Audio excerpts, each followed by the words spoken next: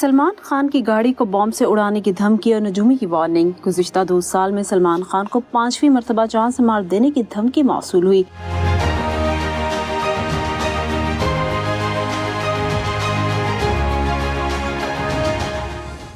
بھارت کی مشہور نجومی گیتا نجلی سکسینہ نے Bollywood Dabangg star Salman Khan کے کریئر اور سیکیورٹی سے متعلق ایک اور بڑی پیشگوئی کر دی۔ بھارتی میڈیا کے مطابق گیتا نجلی سکسینہ نامی نجومی نے پیشگوئی کرتے ہوئے کہا، پیشہ ورانہ طور پر سلمان خان کا سال 2024 سازگار نہیں رہا اور آئندہ سالوں کے لیے انہیں مشورہ دیا جاتا ہے کہ وہ کسی بھی نئی فلم کی ریلیز سے باز رہیں۔ نجومی نے کہا کہ سلمان خان کی جان کو کوئی خطرہ نہیں، لیکن اس کے باوجود سلمان کو رواں برس ستمبر اکتوبر کے آس پاس محتاط رہنا پڑے گا۔ نجومی سکسینہ نے پیشگوئی کی ہے کہ سلمان خان کے قریبی لوگ مثلاً ان کا سٹاف اور سیکیورٹی اہلکار ہی ان سے متعلق معلومات اکٹھا کرنے حتیٰ کہ انہیں لیک کرنے میں بشنوئی گینگ کی مدد کر سکتے ہیں۔ نجومی نے اپنی گفتگو میں 2024 بغیر کسی واقعے کے گزر جانے اور 2025 میں اصل خطرہ پر تشویش کا اظہار کیا اور سلمان خان کے لیے کسی حادثے یا طبی ایمرجنسی کے امکان کا ذکر ظاہر کیا۔ گزشتہ روز Bollywood super star Salman Khan کی گاڑی کو بم سے اڑا دینے کی نئی دھمکی موصول ہوئی تھی۔ بھارتی میڈیا کے مطابق نامعلوم شخص نے ممبئی ٹریفک پولیس کی ہیلپ لائن پر ایک دھمکی امیز پیغام دیا، جس میں نامعلوم شخص کا کہنا تھا کہ اداکار سلمان خان کو ان کے گھر میں گھس کر مار دیا جائے گا، حتیٰ کہ ان کی گاڑی کو بم سے اڑا دیا جائے گا۔ پولیس کے مطابق دھمکی امیز ٹیکسٹ کے خلاف FIR درج کر لی گئی ہے اور اس کی تحقیقات بھی جاری ہیں۔ واضح رہے کہ سلمان خان ان دنوں اپنے خاندان کے ہمراہ ممبئی کے علاقے بیندرا میں گیلیکسی اپارٹمنٹ میں رہائش پذیر ہیں۔ گزشتہ برس سلمان خان کے اس گھر پر بشنوئی گینگ سے منسلک شوٹرز نے فائرنگ کی تھی، جس کے بعد اداکار کے گھر کی سیکیورٹی بڑھا دی گئی تھی۔ سدھو موسے والا اور سلمان خان پر حملوں کے ملزم جیل میں قید ہونے کے باوجود خوف کی علامت کیوں؟ 2024 میں بالی ووڈ اداکار سلمان خان کے گھر پر فائرنگ کے معاملے میں ممبئی پولیس نے 1735 صفحات پر مشتمل چارج شیٹ جمع کروائی، جس میں لارنس بشنوئی کا نام بھی شامل ہے۔ یہ وہی لارنس بشنوئی ہیں جن پر پنجابی سنگر سدھو موسے والے کے قتل کا الزام ہے۔ پولیس افسران اور جرائم کی دنیا پر نظر رکھنے والے صحافیوں کا خیال ہے کہ بشنوئی لوگوں کے دلوں میں اپنا خوف بٹھانے کے لیے سلمان خان جیسی مشہور شخصیات کو نشانہ بنانے کی کوشش کرتے ہیں۔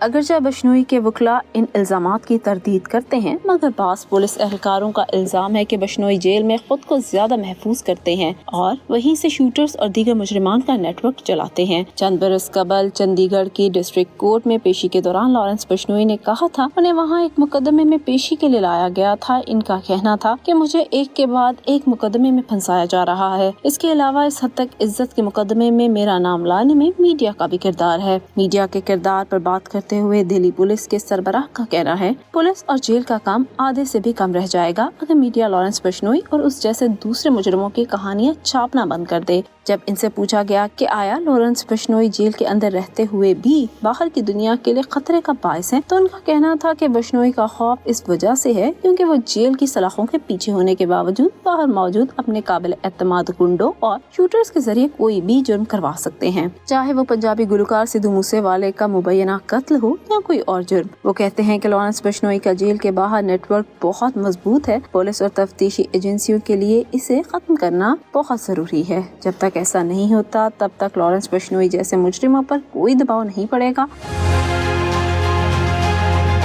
تہاڑ جیل کے سابق ڈائریکٹر کا کہنا ہے کہ جو شخص خود کو جیل میں محفوظ سمجھتا ہو وہ باہر جانا نہیں چاہتا ہوگا۔ وہ ملک کے کسی بھی جیل میں قید ہونے سے کیوں خوفزدہ ہوگا؟ دلی کی کچھ عدالتوں کے ریکارڈ اس بات کو ثابت کرتے ہیں کہ لارنس بشنوئی کے وکیل عدالت میں پیش نہیں ہوتے اور عدالت اگلی تاریخ دینے پر مجبور ہو جاتی ہے۔ پولیس زبردستی لارنس بشنوئی کا نام FIR میں شامل کرتی ہے۔ جب کیس ٹرائل کے لیے عدالت میں آتا ہے تو زیادہ تر معاملات میں پولیس لارنس بشنوئی کو ان جرائم سے جوڑنے میں ناکام رہتی ہے۔ بشنوئی کا نام لارنس کیسے پڑا؟ لارنس بشنوئی کی تاریخ پیدائش کے بارے میں ابہام موجود ہے۔ کچھ میڈیا رپورٹس کے مطابق وہ 22 فروری 1992 کو پیدا ہوئے، جبکہ کچھ اطلاعات کے مطابق ان کی تاریخ پیدائش 12 فروری 1993 ہے۔ بہرصورت اس وقت لارنس کی عمر 31 سے 32 سال کے درمیان ہے۔ لارنس بشنوئی ضلع فاضلہ کے علاقے ابوہر کے رہائشی ہیں۔ یہ گاؤں انڈیا کے مغربی پنجاب کے سرحدی علاقے میں واقع ہے۔ اس علاقے کے مغرب میں پاکستان سے متصل انڈیا کی سرحد ہے، جبکہ جنوب میں راجستھان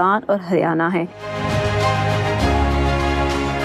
اطلاعات کے مطابق لارنس بشنوئی کا خاندان زراعت کے پیشے سے وابستہ ہے۔ ان کی والدہ سنیتا بشنوئی نے ایک بار گاؤں کے سرپنچ کا الیکشن لڑنے کا فیصلہ کیا تھا۔ اس کے علاوہ انہوں نے فارم بھی بھرا تھا لیکن بعد میں الیکشن نہیں لڑا۔ لارنس بشنوئی کے والد لاوندر سنگھ سن 1992 میں ہریانہ پولیس میں بطور کانسٹیبل بھرتی ہوئے، تاہم 5 سال بعد ہی انہوں نے رضاکارانہ ریٹائرمنٹ لی اور کھیتی باڑی شروع کر دی۔ لارنس کا تعلق بشنوئی برادری سے ہے جو پنجاب، ہریانہ اور راجستھان کے کئی حصوں میں آباد ہے۔ پولیس ریکارڈ کے مطابق لارنس بشنوئی کا اصل نام ستوندر سنگھ ہے۔ بشنوئی خاندان سے تعلق رکھنے والے لڑکے کا نام لارنس کیسے پڑا، اس بارے میں کہا جاتا ہے کہ بچپن میں ان کی خوبصورت رنگت کے باعث ان کے گھر والے انہیں پیار سے لارنس بلاتے تھے، جو بعد میں ان کے اصلی نام سے زیادہ مشہور ہو گیا۔ لارنس نے 12ویں کی تعلیم پنجاب کے شہر ابوہر سے حاصل کی۔ اس کے بعد مزید تعلیم کے لیے وہ 2010 میں چنڈی گڑھ چلے گئے، جہاں انہوں نے DAV کالج میں داخلہ لیا۔